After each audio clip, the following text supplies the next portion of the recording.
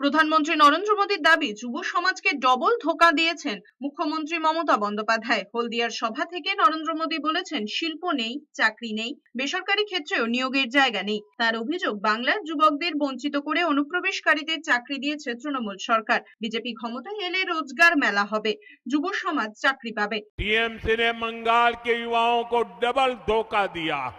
यहाँ private sector का नामो निशान मिटा दिया। प्राइवेट सेक्टर में नौकरियां नहीं है और थोड़ी बहुत है तो घुसपैठियों के हवाले कर दी। और सरकारी भर्तियों को टीएमसी के मंत्री लूट रहे हैं।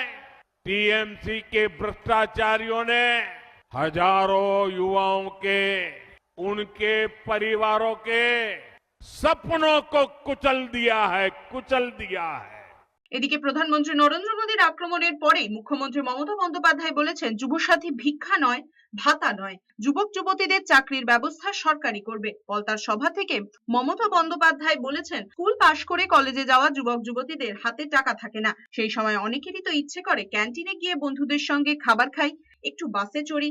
তাদের কথা ভেবেই এই প্রকল্প বলে দাবি করেছেন মুখ্যমন্ত্রী মমতা বন্দ্যোপাধ্যায়। ছাত্র যুবরা স্কুলে পাশ করে কলেজে যায়, অনেক আছে গরিব ঘরের ছেলে মেয়ে, হাতে একটা পয়সা পায় না, তাও তো একটু বাসে চড়তে ইচ্ছে করে, সে স্কলারশিপ পায়। স্কলারশিপটা অন্য ব্যাপার, তার সাথে এটা যুক্ত নয়।